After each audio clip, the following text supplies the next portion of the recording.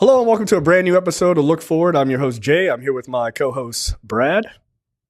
I wonder how many more case files will be released by the Department of Justice to distract from the goings-ons of this week. So many squirrels. There are so many squirrels. Just please, for the love of God. Do you guys like Martin Luther King?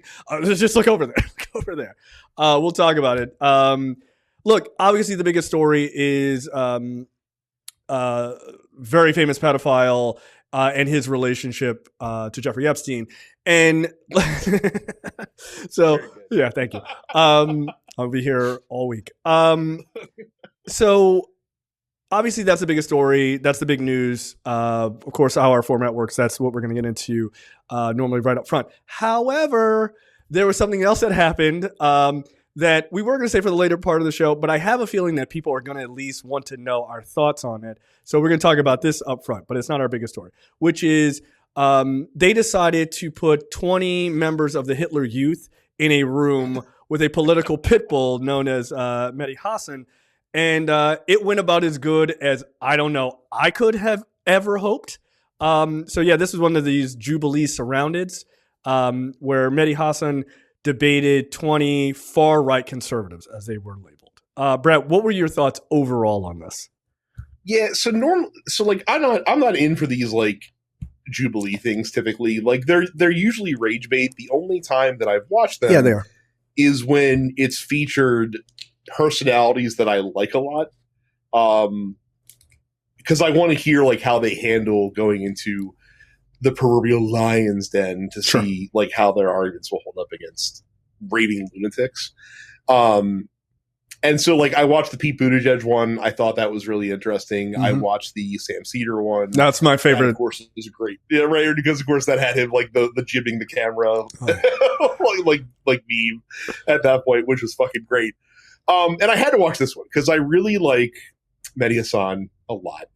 And the dude is like one of our top tier like debaters, interviewers, like what have you. Like Jay and I have long said this is a guy that people who interview public figures for a living should like study this, study his technique, read his book, like on how to win debates and shit like that. Because he doesn't do anything like crazy. Like he just debates very intelligently, forces people to not, go off on tangents and veer the conversation away and prop up straw men and stuff like that, and to call them out on their bullshit. And he comes prepared with facts. Yeah. Dude is a computer. Which undermines a lot of conservative arguments in this day and age because they don't cite. But what I found interesting about this specific one over some of the other ones I've seen. So the weird thing about Jubilee, right, is that I know I don't have to think it. Like they kind of draw from the same pool of like not known content creators, but like the next tier down, right? Yep. Essentially, like ironically helping them. Ironically, helping them boost them up too. Correct. Like if Jay or I lived in California, like we could ostensibly be in like the fucking octagon, like on the outside. the octagon throwing apples. Right. And shit like that. Right. So like that's what they do. So as a result of that, for the few of these that I've watched with Pete Buttigieg, with Sam Cedar, and with Mehdi Hasan, there's been some people who have been on multiple of these. So you've gotten to see how they react in different circumstances.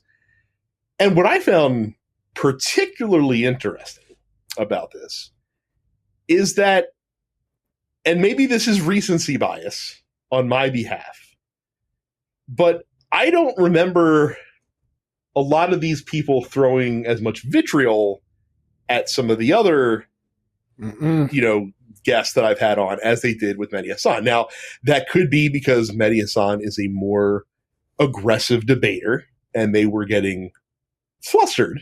But it could also be that there is one thing that's different about Mehdi Hasan that is not the same about Pete Buttigieg or Sam Cedar, perhaps. Yeah. Now, I will weirdly give them credit. they were also really shitty and really disrespectful. And look, he's also a disrespectful guy too. When Destiny was on there, right? Because Destiny is, I believe, bisexual or what have you, and I think so. And like a couple of the people just got up there and they were like, yeah, but you slept with that one dude, or you had an open relationship with your wife and that other guy was banging your wife. It's like, is this a question? Like, what the fuck are we doing right now? It was like really weird because they didn't have anything. So they just attacked him as like personally, as like, this guy lets other men sleep with his wife in an open relationship. He's like, yes. Okay. I'm the guy you voted for is still a fucking fascist. I don't know what you want me to do here. So there's like that. But it's the same thing, right? Like this idea of like, oh, this person's not straight, or this person has whatever lifestyle that we deem is unacceptable. In Mehdi's case, existing and being brown, and being critical of the United States and also being an immigrant. Those are things that like they find reprehensible. So they just, we don't want you here type of shit. And it's because they're troglodytes, right? These are knuckle dragging morons. And almost none of them had any point whatsoever. There was one or two times that somebody had I wouldn't even say a decent point, but they had what was the whispers of an idea of a point. And it was like, okay. But the rest of the time, it was 20 people or however many people actually got to speak, with like half-baked ideas, rumors and conjecture, just assertions. They weren't based in any sort of facts or anything, piss poor opinions, and then just outright bigotry, and also just like I don't know shit, like just general ignorance, right? Yeah. So there's a lot of and not to mention just like the most people that I've seen on a platform like this, just out and out being like, yeah, no, I am pro autocracy. I am a feminist. I think democracy is bad, actually. Yeah. Kind of bullshit. Well, and also like at the same time calling themselves Americans, saying that they're the true Americans. Like they're Native Americans, like right. Well, that was fucking insane. Where the guy's like, I am a Native American. White people are Native Americans. I'm like, you're white. Yeah. Like the fuck are you talking about? Like, all right. And I appreciated Mehdi Hasan saying what more liberals need to fucking say. More liberals and progressives, when they find themselves in these against any conservatives, be they just regular people or elected officials or whatever, he literally says, I don't think you're American based on values. And you know, like and telling the whole group basically like, we are all Americans, whether you like it or not. Like, you may not like it, but the fact that this is our country, like all of us. Yeah. Yeah, because he corrected the one guy and he was like this is my country. He goes, it's not your country, it's our country. And like, I understand in the mind of like a dead brain conservative, they're like, oh, you're saying ours and like the immigrants? Like, no, he's saying our. It's all of us, you asshole. You don't get to claim you don't get to claim it just because you're white, right? And have done nothing. You've done nothing to earn your citizenship except for your mom shat you out on a bed. So it's, or gurney, to be fair. So like, there's a number of things about this debate that I found interesting. One of them, and you said you think you might share the same opinion. So I'd be interested to know what is your thing that that was an opinion of yours. That is it. That like, boy, it sure is weird that when the brown guy goes on there, all of a sudden people have no problem showing their ass. Oh yeah, they get real bold. Yeah. I'm like, again, I think people should get punched in the face when they're young so they can learn not to be habitual line steppers. That's my Subway take. If I'm ever on that show, that will be the thing that I say, by the way. That's a great series on Instagram. It's very funny. So yes, that I agree with you. The other thing I would say, I have two points here. One, so they have this rule. If you've never watched Surrounded, it's interesting. They have this rule where when the particular person, Mehdi, is debating a person, the other 19 people all have the potential to raise these flags, right? Ironically, red flags. When they do that, and you can see in the left-hand corner, you'll see it going up. Once it reaches the majority of those 19 people, right? When 10 of them are raised, right? When 10 of them are raised, then the person who sat down against Mehdi, they get voted off, right? They're like, all right, because like maybe you're just kind of not making a point and it's kind of a waste of time. They all don't agree with you, whatever. They boot you out, right? I just want to point out that of all the people that went, I think it was 2 times, maybe one or 2 times that didn't happen. They voted every single person out in almost every case. And you could say, oh, well, whatever, they want a chance to speak. But that's not that common. It's actually not common at all. And what that tells me is something that we already know and we talk about. Fascists don't like each other either, right? They don't get along with themselves. And they can clap it up in a moment. But that's why ultimately every fascist regime ends up eating itself and destroying its own people, because they don't fuck with people either. Because it is a selfish, destructive ideology. So they are fast friends when it is convenient. But when you start to dig into the details, they don't agree with a lot of the other shit either. Like, you listen to the varying opinions of crazy, because they're all crazy, but the varying degrees of crazy, and you're like, Like, I mean, there was one moment where Mehdi points out, he was like, the one guy's like, well, I think we should get rid of the 14th Amendment. And he's like, all right, what would that look like? Like, what's your mechanism to replace it? He didn't have a fucking clue, right? Because he's just thinking of changing shit. He's not thinking of anything else. Yeah. Well, he's like, I think, the argument was, I think we should get rid of birthright citizenship, period. Right. And Mehdi sounds like, for everyone? And he's like, yeah, for everyone. And he's like, okay, so what does that mean for like regular, like natural born Americans that are also born to American citizens? Like, so are they just not citizens? Yeah, he was like, until when? Yeah, he was like, high school, they'll take a test. Yeah, they'll take a citizenship test. He's like, all right, what are they until that point? Documented migrants? Right. And also he was like, and what happens when they don't pass it? Well, they can't get government jobs. Like, wait, they can't get government jobs? Like, but they're not citizens. Shouldn't they be leaving? So you're just kicking out millions of people? Do they only get one shot at this test? Like, high school? Are you sure about this? And Mehdi's point was like, right. I think the brown kids are probably going to win. And like, there's going to be a lot of white kids getting booted out. But here's the thing. He's not wrong. He's not wrong, because these motherfuckers don't know how the government works, and they're in this debate. That's the wild shit. They don't even understand how the government works. You think the average fucking dumb kid in America, like, you ever seen those like people on the street, like, what are the 3 branches of government? Most people don't even know that shit. Who's the vice president? Dude, bro, I don't even know. We joke all the time. Like if you ask even today, like, you could go out to a street doesn't matter if it's a big city or a small town, like a rural town, and ask them, hey, what are the 3 branches of the federal government? I guarantee you that a majority of people would tell you executive, Congress, Senate. Like that's probably 3 things that they would say. Is that not right? I don't know. Yeah, right. Like, but they wouldn't know. Right. And so my second observation is this: at 58 minutes, if you watch this is an hour and 40 minutes and 53 seconds. But if you fast forward this, but you shouldn't. You should watch the whole fucking thing. You should look, dude. Rarely do you get to see a murder on YouTube. I mean, come on, like, and there's like 14 of them. It's amazing, right? They should have changed this. Like, Muslim immigrant kills 14 white people. I guess it's crazy.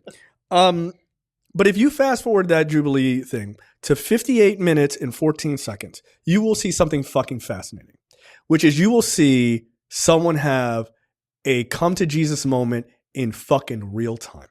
And this guy, Edwin, he sits down and he says he is, I believe he's the kid who is a DACA kid. He's a DACA recipient. Right, he's a DACA recipient, right? Meaning he was brought to America like, I think at 10 years old or something like that by his parents. Mm-hmm. His parents were illegal immigrants, right? He's only known America as far as he can remember, right? When you listen to him talk, he is clearly like, oh shit, I thought I was on the team. And then you hear real fascists talk and you hear real right-wingers talk. These are not your buddies and your pals. These are the motherfuckers who hate your very existence. And you could tell, he didn't say it, but you can tell he deeply regretted being there. It was obvious. It was obvious because he never questioned anything about what Mehdi said. All he did was ask him questions. He's like, but what about this? And he's like, and he would explain, and he was calm. He never got, he barely looked at him. He barely looked at him because you could tell there was a level of fucking shame in him. That is a person learning in real time. So to me, outside of Mehdi Hasan kicking the shit out of all those people, which I love it. I could watch it every day. It would make my teeth white in the morning, okay? It was fucking wonderful.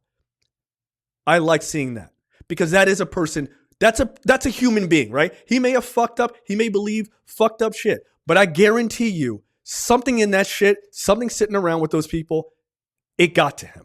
And I don't know if it'll change him, but it got to him. And it's very obvious. I'm telling you, watch that shit. 58 minutes, you see him sit down. His name is Edwin. He doesn't want to be associated with these people. Yeah. Good.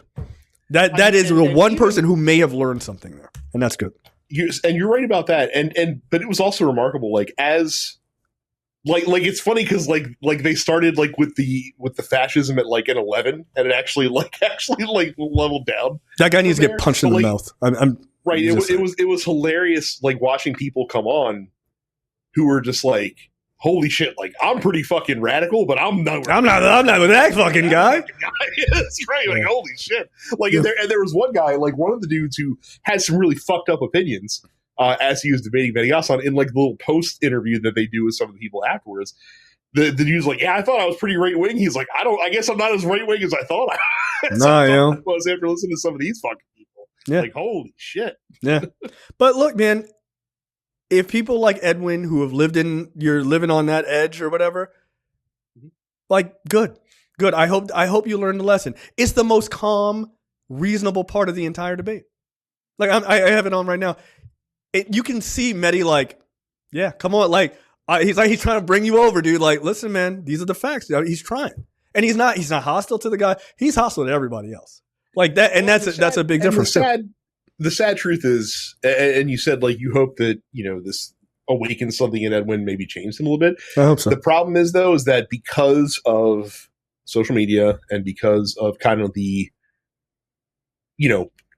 reinforcement mechanisms that social media has over like kind of ingraining yourself with whatever camp you are aligned in, I wouldn't be surprised. Like he's not going to always have a Mehdi Hasan there to be able to point out all this bullshit. Like he's going to go home. He's going to go back on Facebook or back on 4chan or wherever the fuck he looks at and just kind of get like wear that shit like a warm blanket again. And he might forget about that moment after that, because it's easy to feel like you're part of the team when no one knows who you are or what you look like when you're just an avatar.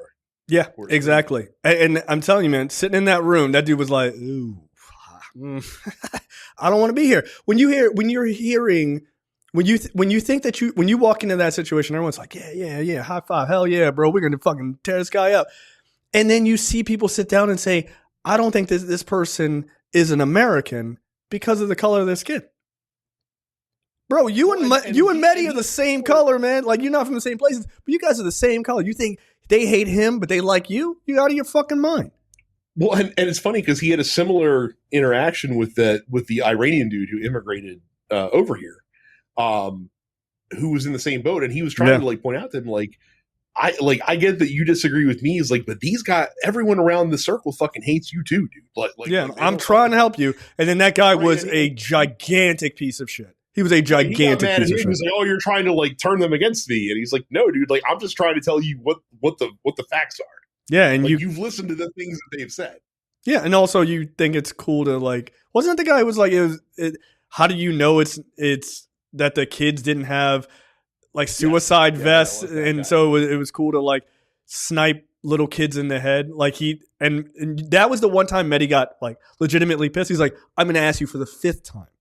Is this okay or is it not okay? And the guy's like, nah, this is the easiest answer of all time. Should snipers shoot kids in the head? No. Look how easy. Look at me. Easy. You didn't even tell me who the kids were. Doesn't matter. It's fine. It's an easy answer. But yeah, that was it was good. It was a good. I really enjoyed it. But I hope people like Edwin get a moment to be like, all right, man. Like, you can be conservative. I mean, I think it's crazy, but you can be conservative without being on this end. This is a whole different thing, bro. This is a whole different thing. I will say if you do not watch these normally, this one is worth watching. Again, not only for the catharsis of watching like the Harlem Globetrotters fucking, destroy the Washington Generals, like that part. No, a Harlem Globetrotter playing the entire Washington Generals team. Yes, but also so you can just really see like, no, there are really people like this out there. Yeah. Like I know it's, we can kind of like be like, like, you know, we hear some crazy shit, but like getting to see it and people like say that shit with their chest, which, hey, I applaud them for doing it. 100%. Just so we can know, we can know where you stand. Yeah. And act accordingly. Yeah. And I hope you destroy your whole lives. I really do. Oh, I'm guaranteed there'll be people, they took us out of context. Good. It's already out there, baby. Don't even worry about it. I noticed the guy who was on the Sam Cedar one where he was like, the government pays you. The government gets a tax cut. The government agencies get a tax cut. He was there. I was like, you don't want to step up? Because your ass got embarrassed the last time when you were on with what's his face? From Sam Cedar. With Sam Cedar. Like, get the fuck out of here. I saw him back there. I was like, come on. Because you thought Sam Cedar was bad? You don't want no parts of this. Just sit your ass down over there. So that was very good. All right. But let's get into, I figured people would probably want to hear our opinions on it. It was awesome. It was fucking wonderful. All right. Into the news. The big story. Donald Trump can't shake this Jeffrey Epstein shit if he tried, and boy, is he trying. Boy. I love this for him. I love this for him. This feels different than other things.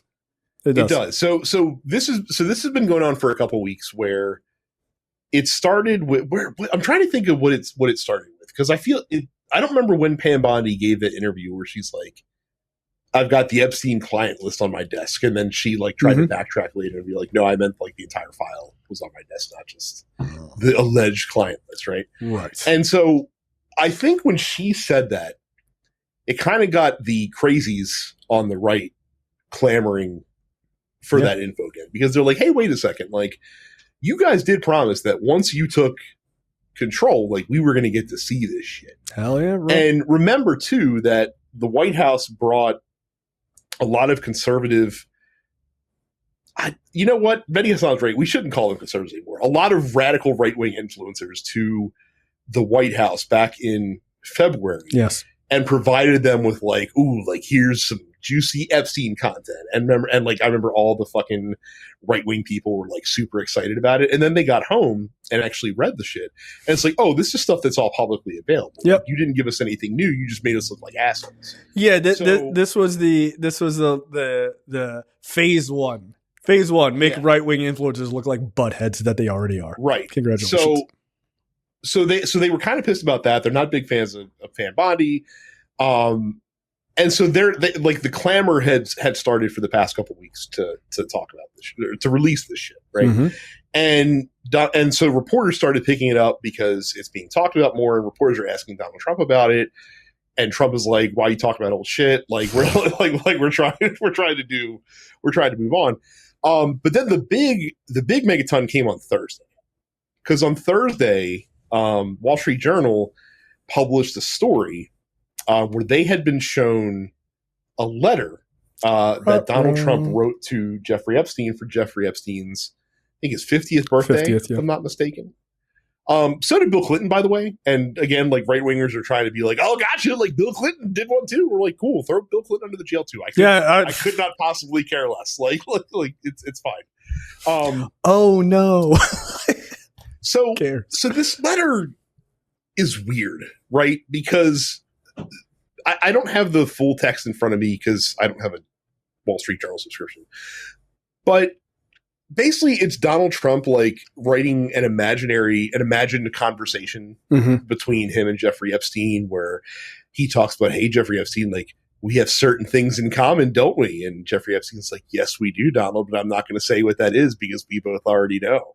And he ends like the note with like, you know, may every day be another wonderful secret, Jeffrey Epstein. And he apparently signed it with a doodle of a naked woman with his first name signature signed as like her pubic hair, which gross. But yeah, so like this really classy weird dudes, fucking, like, classy dudes. Yeah, this really weird, like, over the top fucking thing, which was just strange from 20 plus years ago, right? So that reignited kind of the firestorm around this. And as Jay mentioned, the administration is literally doing anything they can to distract away from this as much as possible. Today, I mean, I know we're bouncing around the docket a little bit, but I feel like we kind of have to talk about some of the things they're doing, essentially. So like just today, as we're recording this, they've released 230,000 pages of documents about the assassination of Martin Luther King Jr. Against the family's wishes, by the way. They've released... Don't bother listening to the people who are directly connected to this and have to deal with it, but sure. They released Hillary Clinton email investigation files. They've allegedly are about to release like quote unquote Russiagate files, like from the Obama administration. Oh, don't worry, we'll get there. We'll get there. How the administration responded to Russia trying to tamper with the U.S. election. Which to me, like, this specific tact is interesting because it shows me that the DOJ is capable of releasing any files that they actually want to. Yeah, it's a really weird strategy. Like, we have all of these files we could release. Okay, why don't you release the Epstein ones? Can you just read the Martin Luther King Jr. ones and leave us alone, please? Like, you're telling people that you have the ability to do it, and then, or that you don't have the ability, or you won't release the Epstein stuff, and then you turn around and be like, here's all of this, we're declassifying all these other things. Like, what are you doing? Like, whose strategy is this? It's a strategy of an idiot. Right. And again, like, no surprise. Like he put out a truth on Truth Social, like and now this was not about the Epstein thing, but you could tie it back to it, of him. There was a story that came out about how like Scott Bessent was encouraging him not to fire Jay Powell as head of the Federal Reserve, which would be illegal, by the way, if he did it. But he's like, I'm seeing all this fake news story about like, you know, Jay, like Scott Bessent telling me what to do. He's like, Scott Bessent doesn't tell me what to do. I tell him what to do. Okay. I'm the one making. I'm the one calling the shots. My favorite clip of Trump around the Jerome Powell shit is him saying like, I was shocked when I saw that Jerome Powell was nominated. Smash cut. Hi, I'm Donald Trump. I'm nominated Jerome Powell. He's like, it was you. It was you all along. Crazy. The call's coming from inside the house. It's like, but yes, he absolutely, I guarantee, is dictating. Maybe not the minutia strategy, but he just like release everything, like put everything out. Fire everything except for that one thing. For the love of God, please don't hit that button. But here's the funny thing is that it's not working. Like it's the not. People on the right that still want to see that shit. They're like, oh, that's cool. Thanks for this. Where's the Epstein shit? Like y'all promised you were gonna expose this stuff. Because again, like and that's the core mistake that the campaign made leading up to it, is that they were more than happy to use the Epstein thing as a cudgel in the lead up to the election because it served them to do so. Like and perpetuate the idea that, oh, this is some Democratic deep state cover up. Like they're like, why didn't you hear anything about it during the Biden administration? Oh, it's because they're the ones that are actually trying to cover up the information to protect all these elite Democrats from getting in trouble and stuff like that. So, by the way, I actually had that question. Like, I didn't propose that on here. I had that question too, and I'm like, you're gonna need to be able to answer that, right? It's a valid question. Why did they not release it? I got my answer. I looked it up. Because the documents were sealed until Ghislaine Maxwell's case came up in January of 2024. That's why they did it. So all of that running on it, you didn't have to run on it. You chose to run on it because you knew that was going to be fucking red meat for your base, which is fair, right? Like Democrats do the same thing, right? They throw out red meat too, not as disgusting as what the right does, but they also do that, right? Any campaign does that. The problem is when you come back and you say, "Oh, the other guys didn't release it," well, they legitimately had a reason they didn't release it because they didn't have access to it. Well, also too, I think that the problem is that they, and by they I mean like the Trump folks, thought that like once they got into power, they could just be like, "Oh, don't worry, like we looked at the files, nothing to see here. We promise you can trust us." And they thought that their base would leave it at that because, in fairness, they usually do. Like usually, as long as like Trump says it, like they're just like, "Oh, cool, bet. Like we trust you, dear leader," and they move on. Yeah, I mean, the next fucking thing. I mean, I think that there was legitimately a good portion of the Trump base that thought that Jeffrey Epstein died under Biden. Like, I don't think that no, I'm serious. I don't think because of COVID and everything else, I think people forget that Jeffrey Epstein killed himself under, wink, under the Biden administration. And so for them, like you listen to them and people are just like, and he died under Trump. Wait a minute. It's like, yeah, we all know that. But like when that happened, that's all COVID is going on. All this shit's going on. And remember, the immediate thing when he died, the immediate narrative from the right, from the administration was, well, Hillary Clinton must have been involved. The Clintons must have been involved. It's like, but you guys were in charge of the Bureau of Prisons. What the fuck are you talking about? And I think with all of that happened, people just kind of just memory hold the idea that like he died under your watch. So then when you put that alongside your inability, or excuse me, your unwillingness to release this information, that starts to crank up even the dumbest cult member's brain to go, I mean, I love a good conspiracy. What the fuck is going on? Like, you can't help it. Right here.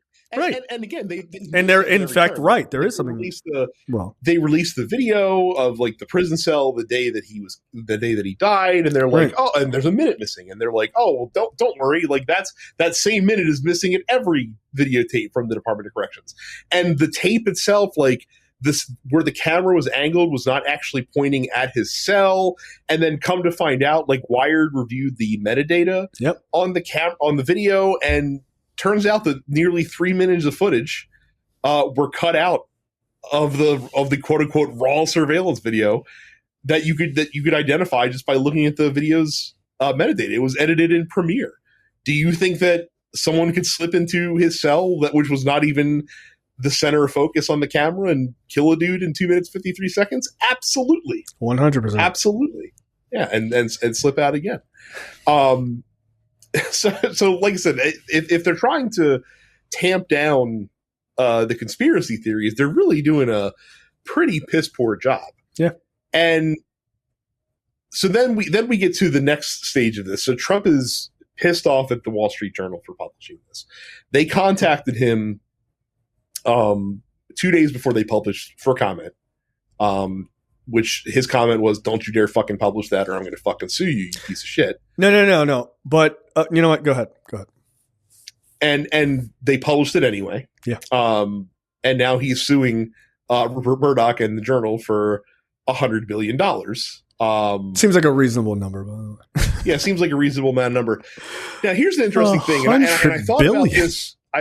I thought about this when they announced the lawsuit. And then I saw Chris Hayes actually posted the exact same thought later on Blue Sky, and you shared it out there, and we talked about that.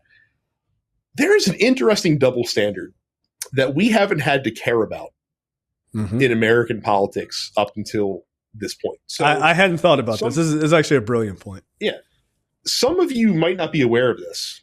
The sitting president of the United States cannot be cannot be subject to civil suits while they are in office. You guys may remember this from when Clinton was president. He was kind of protected from the Jennifer Flowers lawsuit that she wanted to bring against him.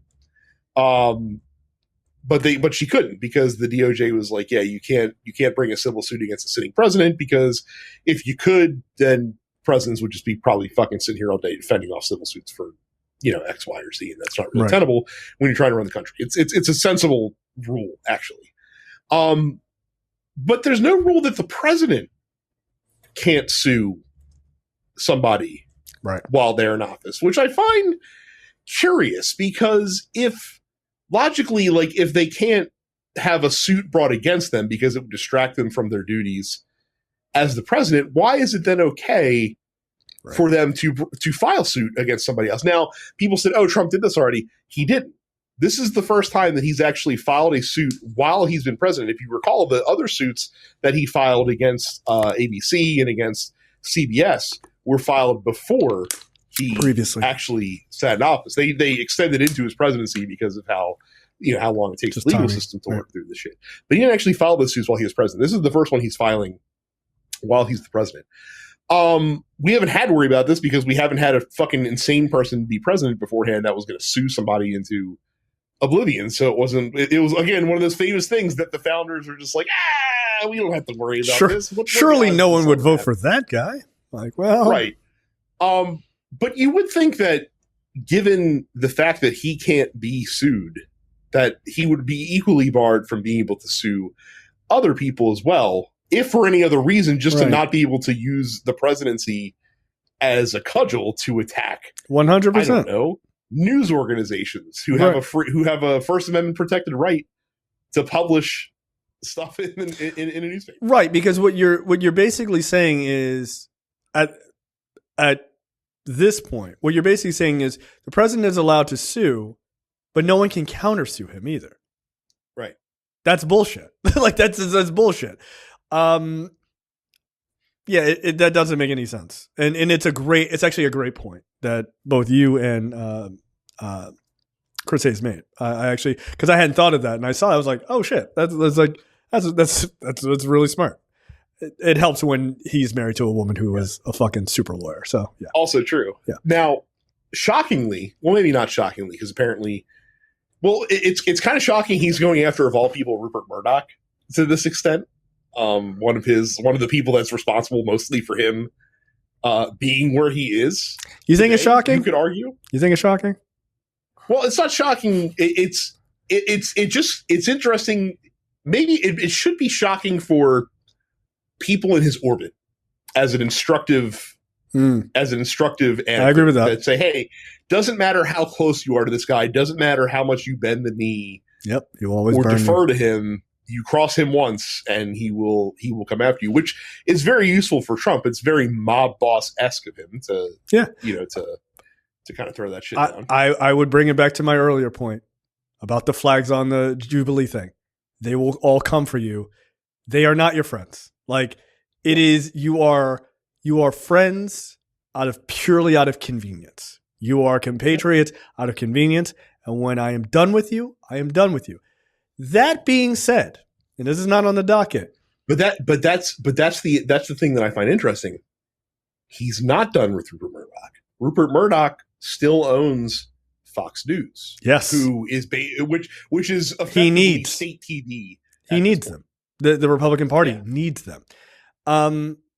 But there's also another aspect of this, and which is why I said I'm not that shocked. But it's an unfair thing for me to say that, because these events happen afterwards. JD Vance took a little trip to see the Murdochs, right? The other day, and some people think that was more of a like, hey, like, let's tamp down all this Epstein shit. Like, we gotta knock it off. That's true, because that happened in the window between the Journal contacting Trump to let them know they were publishing the story and the story actually being published. Now here's what's super interesting. I don't think that's what that meeting was, by the way. Probably not. I think it's something. I think it's far more sinister than that. So I'm going to give Rupert Murdoch props for the first and probably only ever time in my life. He apparently will meddle in like the Wall Street Journal's like opinion pages. Like, it's pretty widely known. But it's equally as widely known that he does not fuck with editorial. Like, he takes a complete hands-off approach to editorial, because I think he's smart enough to understand that in order to maintain the credibility of the Wall Street Journal, the world's foremost business newspaper or publication, he can't. Like, he knows he can't. Like, the minute he starts leaning in on editorial content, it's over. It's over. Well, and that's the mistake Bezos made. Right. Yeah. Right. And I mean, even down to the cartoons being drawn, he's like, I don't like this. Like, this is about my friend. It's like, all right, well, fuck you. I think that meeting with Vance is something more than that. I don't think that was just a, hey guys, can you tamp it down? No, I think, and this is why I said this Epstein story feels different, because he can't get from under it. And every time he gets a little bit, like peeks his head out a little bit from under the fucking deluge of all the Epstein shit, there's another story that comes out in connection to it. And these aren't news stories. These are things that people on the right did not pay attention to that came out while he was running, which makes it even worse because this stuff has already been heavily litigated. So they're not like, well, what about this part? They're like, no, here, page 1, page 2, page 3. Like, they got so much information, but all that stuff was put out and it was all kind of ignored. Oh, Hillary Clinton, fucking, oh, Kamala Harris, Joe Biden. It all got, Russiagate and all, it all got pulled away. So they didn't pay attention to it. But now there's just a daily slow drip of this shit, right? That was the difference of what happened in 2016. They tried to dump all of the Trump shit out all at once. And people were just like, it's all fake and fake. But when this is a testament to learning the lesson from Russia. You slow drip the shit like they did with the Hillary emails. And every day you're like, all right, I think we're done. Oh, fuck, there's another scandal. Like, and that's what they're doing with the Epstein shit, right? But these are old stories. They're bringing it all back. Going back to the Vance thing, I think a little bit of it is like, this shit may not be able to hold water.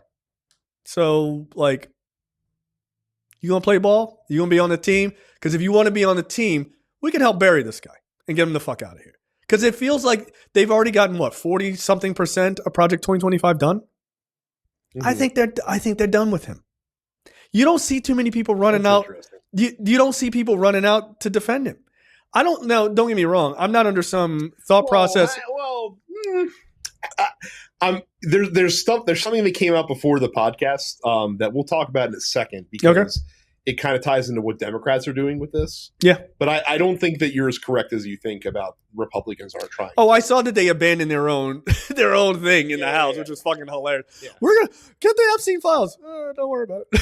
Which is hilarious to me. Well, let me talk about that real quick. So like Democrats are wisely realizing that this is a huge thing. This is an open wound. This is hitting him with. And so what they've been doing is they have been shoving a shitload of amendments in on this legislation around releasing the Epstein files, which Republicans are trying to stop from moving through Congress, or they're trying to kill it on the House floor. And Democrats keep adding like amendments, and they're adding so many amendments, and Republicans don't want to have to face votes on them. Right. Because it would look real bad when they vote to keep this shit shielded. Yep. That the Rules Committee, who is the ones who determine like, hey, this amendment is legit, like we can put this in here, whatever the case may be. Not only did they shut down what they're doing for today, they shut it down for a week because they don't want to vote on these amendments the Democrats are putting in place. Before they go home, if I recall, right? Right, which not only slows the Epstein stuff moving through Congress, it slows down anything from moving through the House because everything has to go through the Rules Committee. Yeah, no, that's fair. So what I will say is this. Congress has been pretty consistently like fucking Apu diving in front of Homer Simpson type of shit, right? Like, no doubt about that. But what I'm referring to is the sort of outsized folks who often run to his defense. Like in the media, right? You could say, oh, well, people on Fox News, they're not like, their heart's not in it. Their heart's not in it. And I think, I disagree with you. they're not defending him explicitly. They're defending him by just not talking about it. Yeah, I mean, I guess, right? Like, they don't talk about a lot of things, so you could make that point. But it's odd they're not like the big. But to your point, like normally, like a big story like this, they're not running. They're just not talking about it, right? Because it's too damning. Also, it's a dangerous fucking game, right? Mm-hmm. In the back of their heads, they got to be thinking, $787 million we paid last time was a fucking problem. We just saw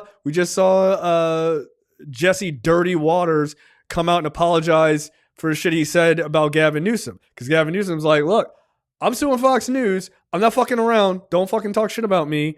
And like, I expect an apology within the week from Jesse Waters. And Jesse Waters was like, you are correct, sir. Like, I'm very sorry. And guess what? Gavin Newsom's like, yeah, I'm still not going. I'm still going for it, right? Which is the right fucking thing to do. That's an asshole move, and I love it. Make that motherfucker. Yeah, no, he was like, yeah, I'm probably still going forward. Yeah, no, he was like, no, I'm probably still going forward. Like, yeah, do it. Fuck him. Awesome. Fuck it. Oh, did you bend the knee? Thanks. And then kick him in the fucking teeth. That's exactly what a right winger would do. 100% support it. If you're going to be a piece of shit, be a piece of shit for good. No problem. No notes. Okay. But my larger point here is you don't have people running to his defense, that normal group of folks, right? Like on the docket, right? Just under the story is Marjorie Taylor Greene. He's probably a person who would chortle his balls if given a chance. Is even saying like, bro, release the shit. You got to release the shit. We're going to lose the fucking crew. We're going to lose MAGA over this. Is she correct? She might be. She might be correct as far as like losing a significant portion enough to do real damage. Right? I don't think he's going to get completely abandoned. But it feels different. And I think that these guys like Rupert Murdoch and stuff, they realize that they don't need him anymore. And that's a dangerous position for Trump to be in. By the way, it's also a dangerous position for the Republican Party to be in because Trump, with nothing to lose, is an incredibly dangerous person. Right? A cornered animal is not a good fucking situation to be in. Like, you just don't want to be dealing with someone like that. And he's reckless. But I don't think that J.D. Vance running to talk to Rupert Murdoch, I don't think that was to necessarily be like, hey guys, let's all play together. I don't think so. And maybe that was his plan. I don't think so. I feel like there is a notion of how can we get this guy the fuck out of here? Do you want to have all this power? You want to be in charge? You want to fucking subjugate the masses? You want to do all this shit, corporate fucking taxes, all that. That's all fine, right? For them, that's all fine and good. Number one, that's what they want. They don't want the guy giving it to him being a fucking pedophile. They don't. And even if they are, they don't want it in the public. They don't. Well, here's the only question that I have. Get the couch fucker. That's what they're thinking. Here's the only question I have is that, are you getting an echo from me, by the way? No. Okay, cool. No. What? Do you think the base would easily separate from him? It would have to be, you'd have to have him dead to rights. Yeah. You'd have to have him dead to rights. You can't just say he was involved and then be like, all right, it'd have to be dead to rights. Like here's fucking an image or video or something gets leaked or something like that. And I'm not saying that's going to happen, by the way. I'm not saying that.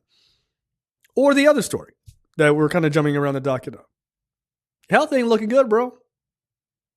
Your health ain't looking good. From bone spurs to cankles, I'm just saying. Like, it's not looking good. But I think they are realizing now that they have gotten far enough as far as their control of Congress, as far as their control of the judiciary, and sort of their inability to give a fuck about the Constitution, just roll over shit. I think they feel like maybe we can get this guy the fuck out of there. Maybe this is the thing. Look, Rupert Murdoch may not know all the details of the Epstein stuff. He may or may not know. Who the fuck knows? He might be on the list. I don't know. But I think they see it as how we see it, which is this is a real vulnerability for him. And if we either stay silent or we kind of help fucking needle this shit along a little bit and let him blow himself up because that's what he tends to do. They may be able to get rid of him and just like fucking move on. We don't know what happened. That's just crazy, dog. We just hear reporting the news. Will the base accept it? Depends on how it goes now. There's a lot of people in the base are pretty pissed. But if you got him dead to rights, there is, but there's also a shitload of people who are flying fucking 100% Trump flags outside their house still. Look, if you support a pedophile, I mean, best of luck. Kind of weird. I wouldn't fly that flag ever, but it's like, we like diddling kids. Seems like a weird flag to carry. But like, all right, bro. Roll Cole, I guess. But yeah, I think it's a very stupid thing to do. But I think that they feel like they're done with him. And I don't feel like there's this like, we gotta fucking support like, no, I don't think so. It doesn't feel that way to me. I'm just saying he could do everyone a huge favor by just, dying, leaving this mortal coil. Yeah. That'd be pretty sweet. Just his cankle just exploded live on TV. So yeah. But I don't know. But it feels very different to me. That's all I'll say. And again, I'm not saying like next week there's like the fucking Steele dossier comes out and it's like it's all substantiated. I'm just saying it feels like there's a decent thought process that like maybe we don't need this guy anymore. And look, maybe they don't. I don't think they do. I mean, I don't think they do. We should have just mentioned he apparently has been diagnosed with chronic venous insufficiency. Oh no! Hold on. I got notes on that. Don't you worry. Oh, good. Yeah. Look, this is not a small thing, by the way, that he was diagnosed with, right? Chronic venous insufficiency, CVI. It is a condition where the veins in your legs are unable to efficiently return blood back to your heart. We're almost there, baby. Now, I will say, my grandmother had this condition. Don't be a when she was in her later years. It eventually led to congestive heart failure. So, Oh, okay, all right. I mean, not for your grandmother. Like, shout out to her. Like, well, she passed away a while back. So, like, no worries there. Yeah. I'm not trying to shit. I'm not like, yeah, Brad's grandma. She was 94 years young when she died. She lived a very full and okay, cool. Yeah, no concerns there. But yeah, just know that this can definitely have serious health problems down the road. I hate this. I hate to ask this. What was the timeline between her being diagnosed with this and congestive heart failure? Longer than we might want for Trump. All right, you're being now you're being a real Debbie Downer.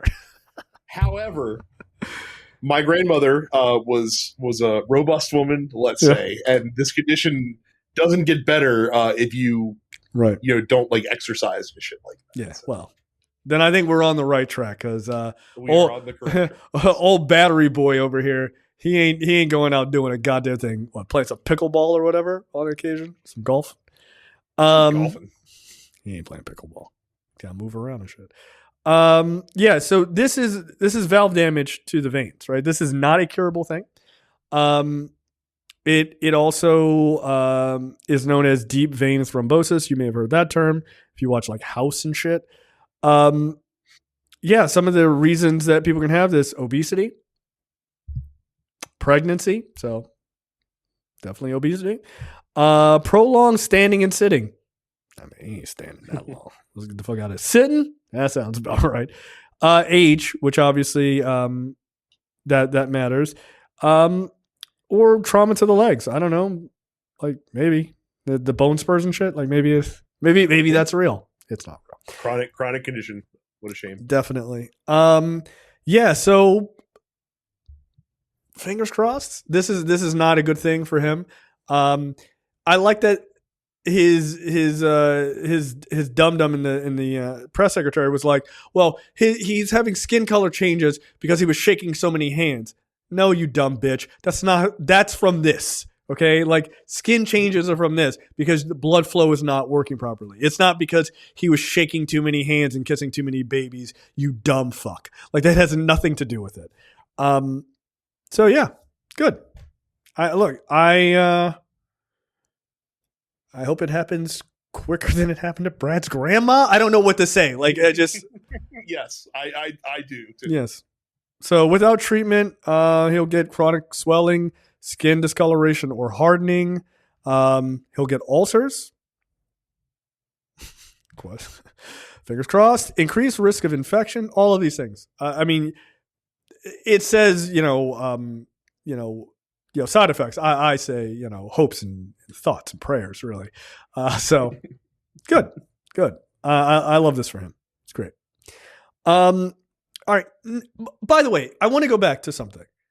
When we talked about the Epstein shit, there's a part of this story we didn't talk about that's kind of huge. The FBI had a process to check the Epstein files for Trump's name being mentioned, and then they would flag them and put it into a spreadsheet. This is a super interesting story. Put them into a spreadsheet with the name and page, to log it. And these people were working in the FBI for 24 and 48 hour shifts to get this information. And then this data where they had all logged this stuff was apparently put into a folder at the FBI that was not in a hyper secure folder, I guess, as the article goes on to say. And so more and more people had access to it than would normally have access to this kind of information.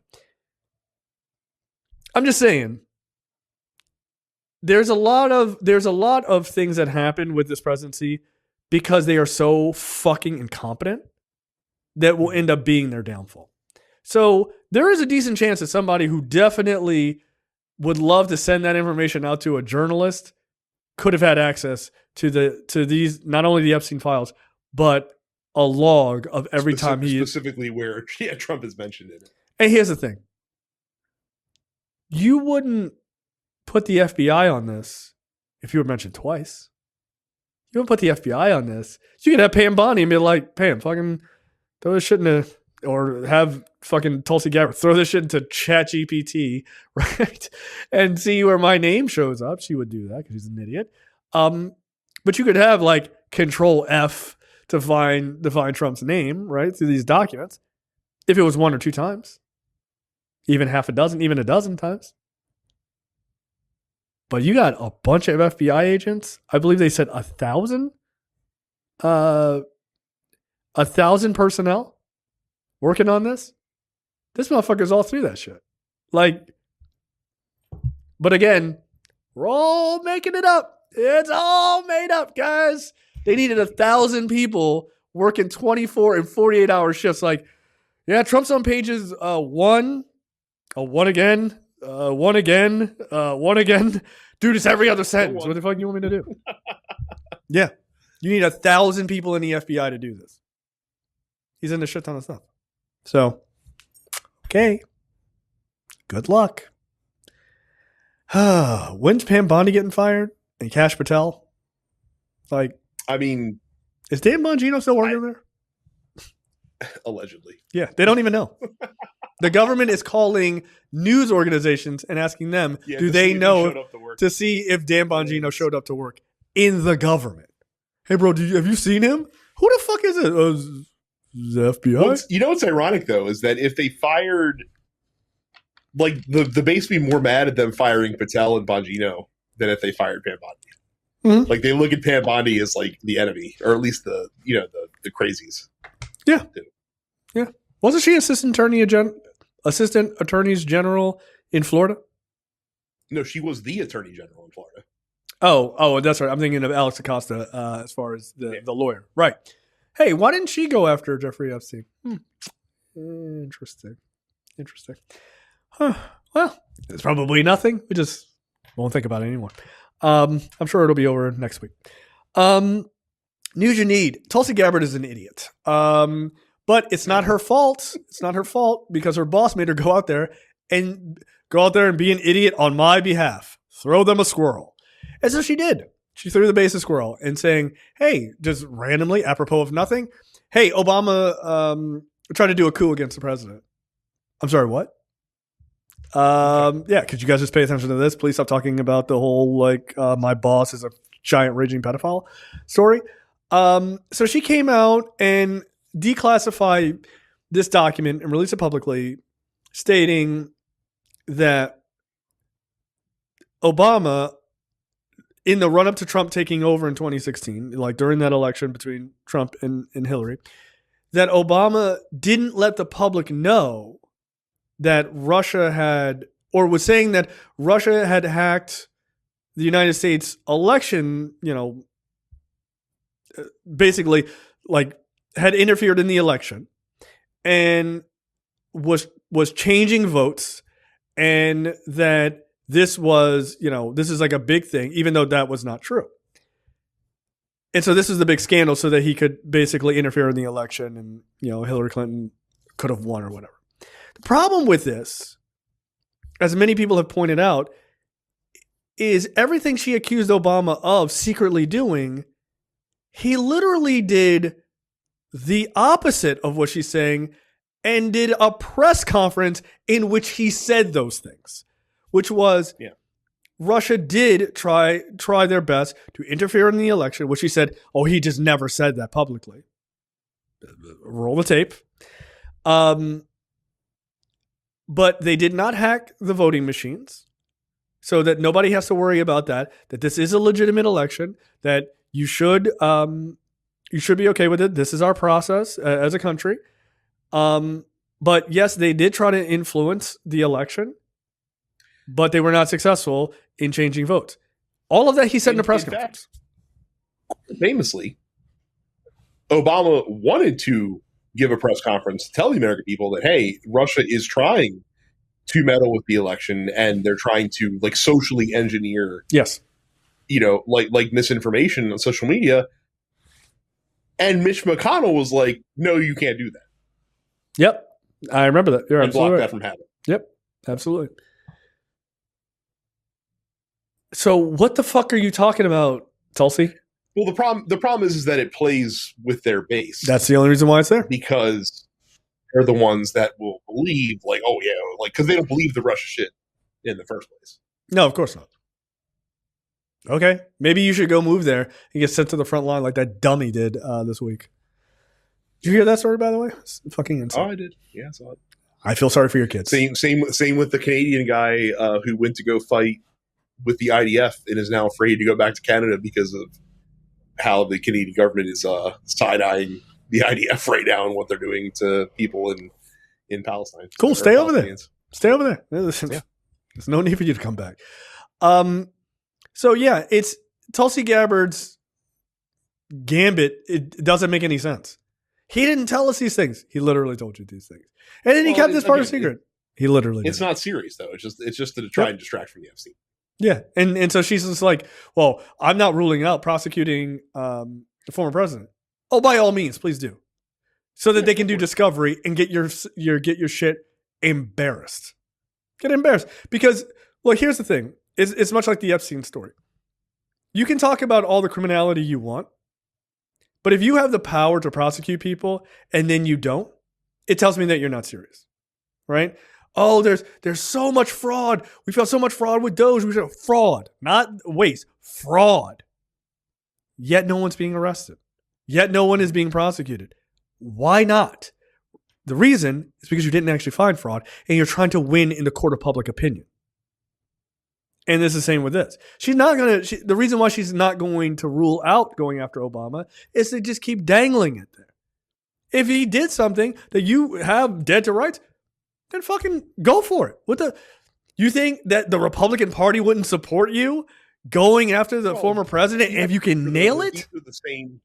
These are the same people who for 9 years have believed like the storm is coming and that the date when the storm is supposed to come passes and nothing happens. And they're like, oh, let's just move it to 3 months from now. The storm is coming. Oh, nothing happened again? It'll happen in 6 months. The storm is coming, and so on and so forth. Yeah. I mean, in fairness, there's always a storm coming. Is it the storm? Well, that's up to the deep state, isn't it? If you think about it. So I find it hilarious. So like, let that be a lesson to you.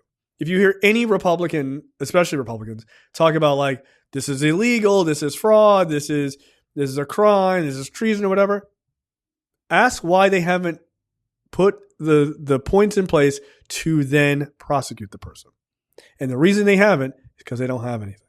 And because when you go in front of a judge, the weird thing is judges go, what's your fucking proof? And they go, we were just playing, bro. Like, you can't do that. Like that only works out in the court of public opinion, that you can just make a big claim and let it just kind of start up its own run, and then you just let it go. You turn and you go and focus on something else.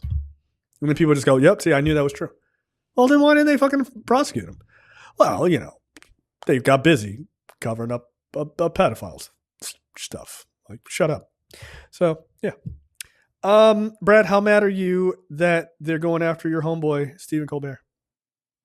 I mean, I'm mad from the standpoint of this is, again, more knock on from the bribe that Paramount is paying to the Trump administration. They first paid him $16 million to settle the lawsuit against CBS based on the 60 minutes. Thank you. You needed 12 more minutes. I was just talking about it with a friend the other day. Holy shit. Yeah, but settling the 60 Minutes interview. And I'm sure that this was part of it as well. Where Trump's like, hey, I don't like the fact that Stephen Colbert guy says mean things about me, and he's the most popular late night host, and you need to fire him if you want this merger to go through. Yeah. CBS is saying that this had nothing to do with politics. And I'm sure. I believe them. Honestly, I do. I believe them. Well, let me rephrase that. I believe that they believe that. I believe that they believe it. It is absurd. It is absurd to believe this on its face. Like, well, late night television isn't doing so great. Oh, okay, cool. So you're just seeding this and getting rid of the entire block of television. You're just seeding this over to the other channels. Yeah. None of that makes sense. Bullshit. Because if it was about money and Stephen Colbert wasn't like kicking ass and taking names, by the way, he just won awards like 2 weeks before, like, late night Emmys or whatever the fuck it is. I don't know. But he just won awards for the show.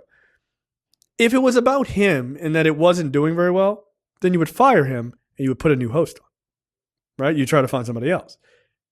You're only doing this to appease Trump. It is the most obvious thing in the world.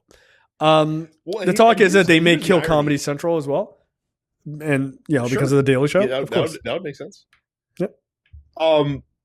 Here's the irony, though.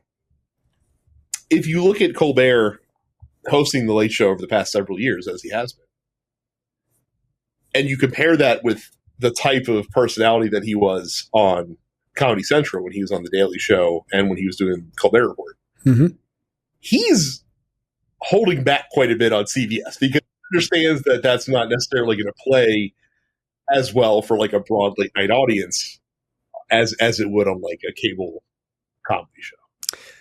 He now has zero incentive to hold back at all for the next zero 10 fucks given.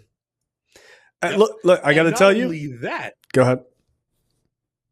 Stephen Colbert is not hurting for cash. Like him, CBS needs him a hell of a lot more. 100%. Than Colbert needs CBS. 100%. And there would be nothing stopping Colbert from launching his own thing, on whatever, on either a network or maybe just on YouTube and just doing it himself. Yep. And finding that same audience, if not a bigger audience. I mean, let's get real. Then he's fine. One, I heard two things that about this that I think are excellent opinions. I'll start with the serious, and then I'll get into the joke part. Number one, we're recording this on Monday, July 1st, and I do not think this is hyperbole at all. This is tonight is one of the most important episodes of The Daily Show you're ever going to see. Because True. Jon Stewart is not going to sit idly by and watch his buddy get fucking trashed by a president he absolutely fucking despises. And knowing that Colbert is one of the few voices of that generation of comedians who has really done amazing work, he's not going to sit by on that. He's not. So here's some breaking for you. Go for it. On the Late Show tonight, Jimmy Fallon, John Oliver, Seth Meyers, and Jon Stewart all showed up on the Late Show. Holy shit! Nice. Good for them. That's number one. I'm trying to see if there's anything. Yeah, Kimmel's letting it fucking Stewart. fly too. And Trump was like, "You're next." Like, I don't think you realize what you've done. You've given this late night host like a space or you've given Colbert a space for a year.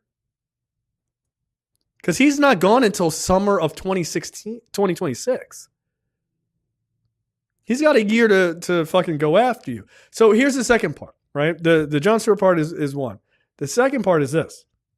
Someone was like, and look, they probably won't do it, but I think they should. Colbert should just come out and be like, you know what? Bring it back to Colbert Report. He just brings that entire persona back for the rest of the year.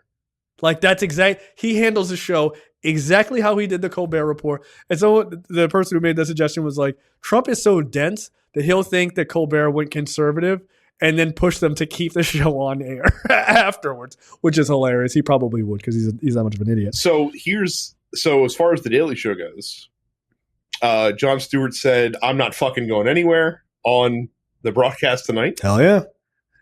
And they've named Josh Johnson as the new full-time host going forward as well. Josh Johnson. Oh, the black guy? Yeah. He's awesome. Contributor on there for a while. Yeah. He's hilarious. Oh, that's a good choice. I like him a lot, actually. He's very, very funny. Yeah, I wouldn't be surprised to see Colbert really fucking lean in hard. Because look, I'll admit, the night shows on the old people networks, they don't have that same. The only person who was ever able to really kind of do it was Conan. And he kind of paid the price for that too. But they neuter them a bit, right? Just because mainstream audiences are fucking trash compared to like Comedy Central and that sort of thing. Go for it, Colbert. Fuck that. Bring these old people into the future. Like, light his ass up. Well, and that's the part that losing him is bad because, again, like you're losing that avenue to like normie people who watch that shit to get some of that news. But like you said, if he can kind of turn on that old Colbert show for some, maybe not like he goes like not full on. I want full on Colbert, but close enough. He might be able to drag those people back with him to his next venture, whatever it is. Yeah. Don't go out on this like Johnny Carson type of shit. Fuck that. You got a year, man. Make them regret ever doing this. That's what you should do. Make them regret it, right? Like make them regret it. Well, dare them to pull you off the air in the next 10 months, essentially. I like that. Because look, like you said, he had all the money in the world. He's fine. If you want to pull me off the air, it's fine. And again, if you do that, whatever he decides to do after that will skyrocket, dude. It'll skyrocket. Good. Look, if they kill Comedy Central, I mean, I know Mike will be especially mad because he can't watch old episodes of Premium Blend. But is that still on? I don't know. I don't think so. It hasn't been on in like 25 years. It should be. There should be more stand-up comedy on Comedy Central. Sadly, there isn't. But I would love to see the two of them. Like, go to HBO. Like, can you imagine some sort of fucking crazy block or whatever of Colbert, Oliver, and Stewart? Dude, come on.